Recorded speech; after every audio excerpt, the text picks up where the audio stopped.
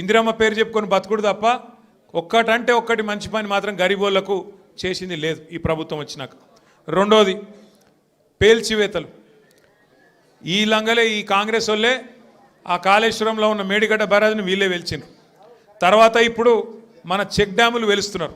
ఒకటి కాదు 2-3 వెలిచిండ్రు ఇప్పటికే. కేసీఆర్ గారేమో కడితే ఈ దరిద్రులు వచ్చిన తర్వాత పేల్చి పారేస్తున్నారు చెక్ డ్యాములు.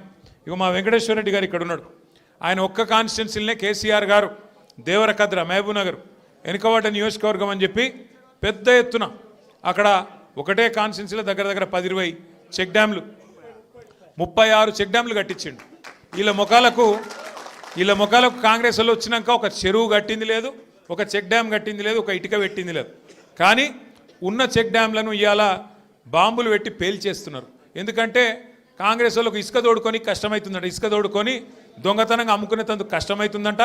నీళ్ళు ఆగితే ఇసుక తీయరాదు కదా, అందుకే నీళ్ళు ఆగకుండా చేసి చెక్ డ్యాములు పేల్చేసి ఇసుక తవ్వుకొని దొంగతనంగా అమ్ముకొని మరి ఢిల్లీకి కప్పం కట్టాలి కదా, ఆ పని చేస్తున్నారు.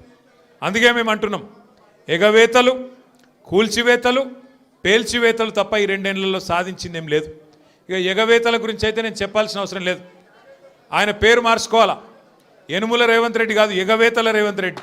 ఎందుకంటే మీరు చూడండి ఏమేం మాటలు చెప్పిండు, పెద్ద పెద్ద డైలాగులు కొట్టిండు. కేసీఆర్ గారు 1,00,000 రూపాయలు ఇస్తున్నాడు లగ్గం చేసుకుంటే కళ్యాణ లక్ష్మి షాదీ ముబారక్ అని, నేను తులం బంగారం ఇస్తా అన్నాడు. సోనియా గాంధీ మీద ఒట్టన్నాడు, అట్లే ఆడపిల్లలకు నెలకు 2,500 ఇస్తా అన్నాడు. ప్రియాంక గాంధీ మీద ఒట్టన్నాడు. మరి అయినాయా వాళ్ళకని వచ్చినాయా? 2,500 తులం బంగారం వచ్చిందా? ముసలోళ్ళని ముంచిండు. 2,000 పెన్షన్ను 4,000 చేస్తా అని మాట్లాడిండు. వచ్చినాయా? ఇవేవి కాలేదంట. కానీ ఇప్పుడు 1 కోటి మంది ఆడోళ్ళని కోటీశ్వర్లు ఎత్తారట ఈ మొగోడు. ఏది ఒక్కరినిద్దరిని కాదు, తెలంగాణలో ఉన్న 2 కోట్ల మంది ఆడపిల్లలు ఉంటే అందులో 1 కోటి మందిని కోటీశ్వర్లు చేసేదాకా ఇడిచిపెట్టాడట. ఎట్లుంది ఇదంటే ఏమంటారు చూడు, కూట్లే రాయి తీయలేనాడు ఎట్లా రాయి దిగిస్తాను బయలుదేరినట. నెలకు 2,500 ఇయనికి ముఖం లేదు. కానీ నేను మొత్తం 1 కోటి మంది ఆడపిల్లల్ని కోటీశ్వర్లను చేస్తా అంటుండు. 1 కోటి మందిని కోటీశ్వర్లు చేయాలంటే నాకు కొద్దిగా లెక్కలు చక్కగా రావు. 1 కోటి మందిని కోటీశ్వర్లు చేయాలంటే ఎన్ని కోట్లు కావాలి తల్లి? 1 కోటి కావాలి. మరి మన బడ్జెట్ ఎంత? 3 లక్షల కోట్లు. ఎన్ని రోజులు కావాలి మరి? మీరు నేను బతుకుంటామా 1 కోటి మంది కోటీశ్వర్లు కావాలంటే? గింత లంగ మాటలు, గింత దొంగ మాటలు, పెద్ద పెద్ద గొంతేసుకొని వరుతున్నాడు. నిన్న మొన్న మీరు చూసిండ్రు. నాకు నిజంగా ఒకటి అర్థం కావట్లేదు. ఇప్పుడు ఎవరన్నా నువ్వు ఎక్కడికి వెళ్ళి వచ్చినావు, అసలు నువ్వు ఎక్కడికి వెళ్ళి మొదలైంది నీ ప్రయాణం? రోడ్ల మీద అయినా పెయింటింగ్లు వేసుకుంటుండే పాపం రేవంత్ రెడ్డి గారు.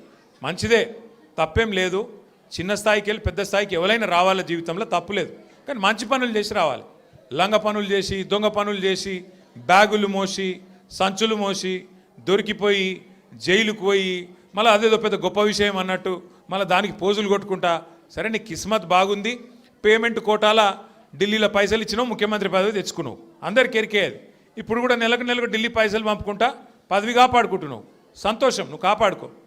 కానీ ఆ పదవిలోకి వచ్చినోనికి సంతోషం ఉండాలి, కానీ ఏడిపోయిందిరా నాయన. రోజు మీరు చూడు, టీవీ పెడితే చాలు తిట్ల పురాణం తప్ప ఏముండదు. మీరు గట్టిగా అడిగిర్రు అనుకో, ఏమాయిరా భయ్ 2,500 ఏడు ఉన్నాయని చెప్పి మీరు అడిగిరాక ఆడపిల్లలు పోయి మీ గుడ్లు వీకి గోటీలు ఆడుతా అంటాడు. వీడెక్కడ ముఖ్యమంత్రి? ముసలోళ్ళు పోయి ఏమాయిరా భయ్ మరి 2,000 పెన్షన్ 4,000 ఎత్తానో, 100 రోజులు లాంటివి నరక్తివి ఏడవన్నావు తమ్మి అంటే నీ పేగులు తీసి మెడలు వేసుకుంటా అంటాడు. అట్లాగే మన విద్యార్థులు పోయి ఏమయ్యా మరి 2 లక్షల ఉద్యోగాలు అన్నావు, ఏం సంగతి అంటే నీ లాగుల తొండలు ఇడిచిపెడతా.